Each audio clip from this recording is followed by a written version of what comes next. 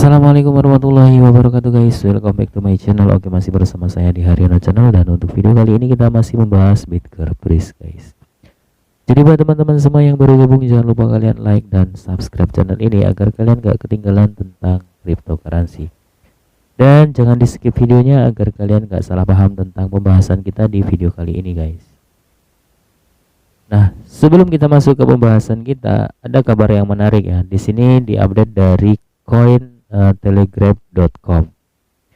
Dan pembayaran gaji dalam stablecoin USDT dianggap ilegal di pengadilan Tiongkok. Jadi ada larangan lagi untuk cryptocurrency ya. Dan katanya stablecoin USDT atau Tether tidak dapat digunakan untuk pembayaran gaji. Pengadilan Cina memutuskan mengutip larangan menyeluruh negara itu pada semua jenis transaksi kripto.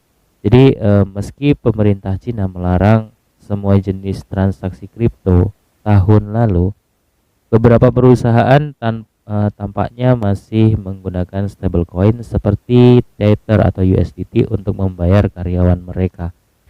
Dan Pengadilan Rakyat Distrik Chaoyang Beijing telah memutuskan stablecoin seperti USDT tidak dapat digunakan untuk pembayaran gaji. Kantor berita lokal Beijing Daily melaporkan pada hari Rabu.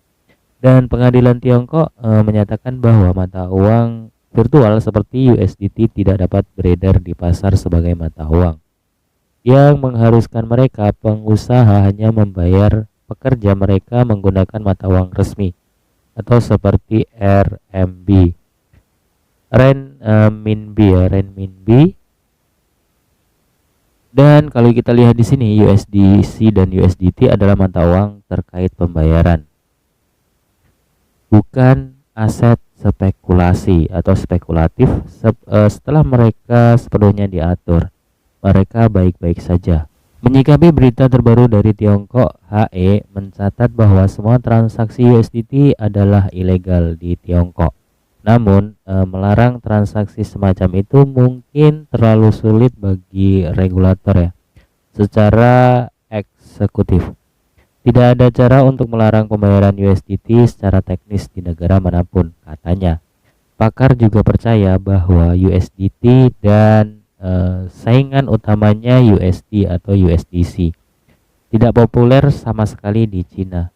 Jadi Tether adalah stablecoin ya, atau USDT itu stablecoin utama yang dipatok oleh dolar AS dengan rasio 1:1, didukung oleh dolar AS yang disimpan dalam cadangan pembendaharaan AS dan setoran tunai lalu dan aset lainnya gitu ya.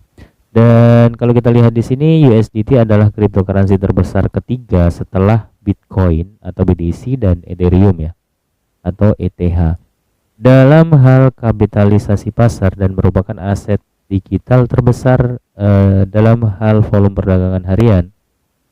Pada saat penulisan, volume perdagangan harian USDT mencapai 57 miliar dolar ya, atau sekitar 247% lebih tinggi dari volume perdagangan harian Bitcoin.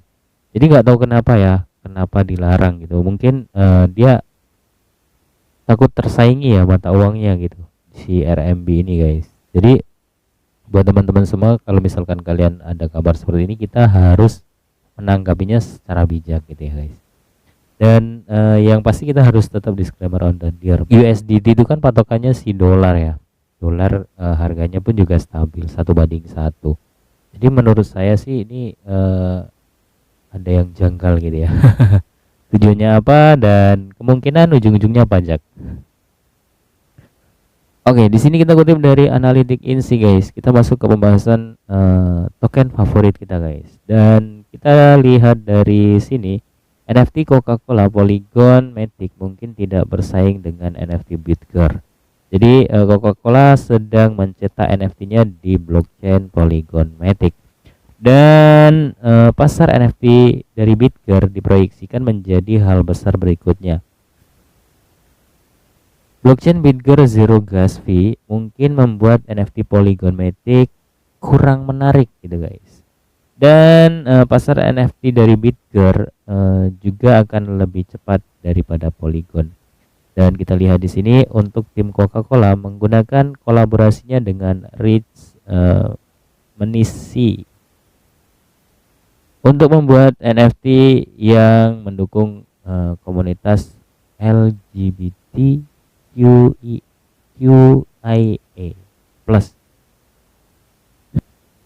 Apa yang menarik dari komunitas Polygon Matic tentang NFT ini adalah bahwa mereka akan mencetak di blockchain Polygon Matic dan lainnya di rantai Ethereum. Jadi Coca-Cola adalah salah satu merek terbesar di pasar dan memilih untuk mencetak NFT-nya di Polygon Matic Network.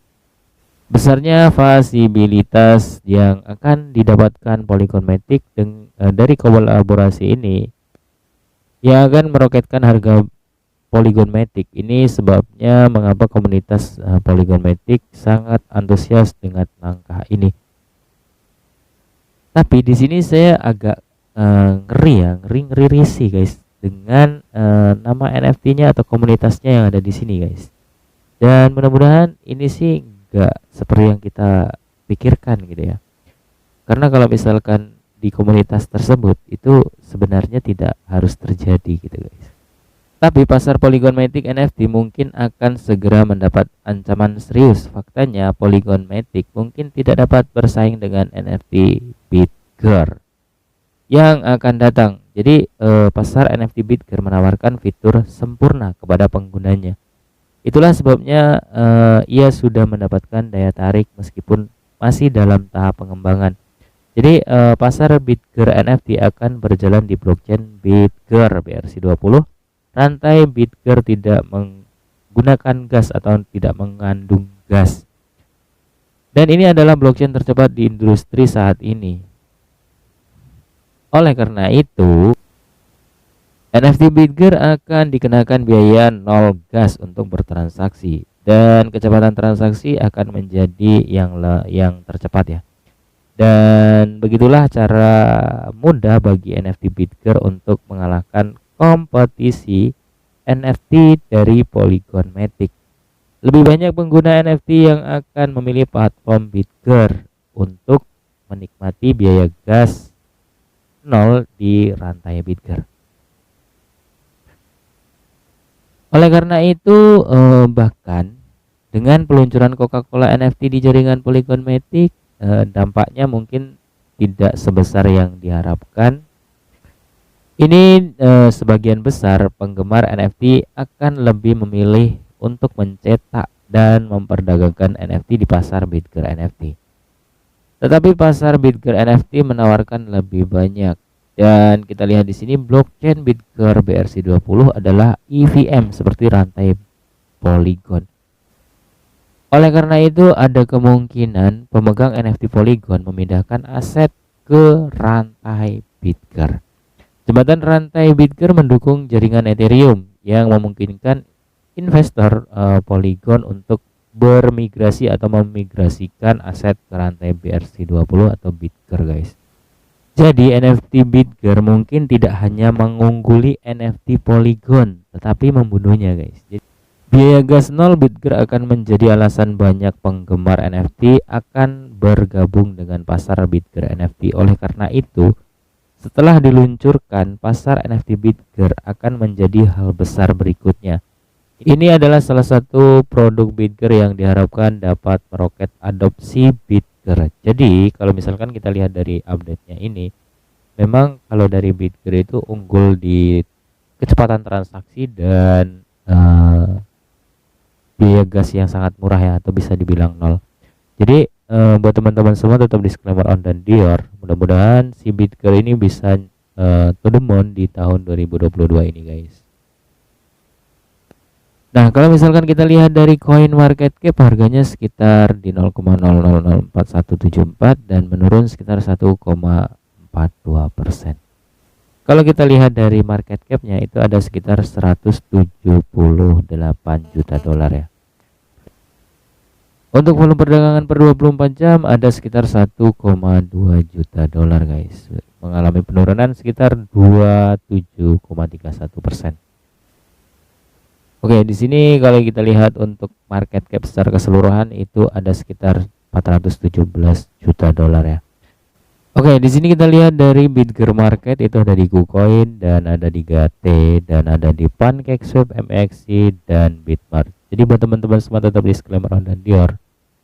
Mungkin kabar dari Bitger Bridge di video kali ini cukup sekian dulu, dan ada update berikutnya kita akan update di next video guys. Salam cuan buat kita semua. See you next time and see you next video guys. Jangan lupa disclaimer on dan Dior. Assalamualaikum warahmatullahi wabarakatuh. Bye bye.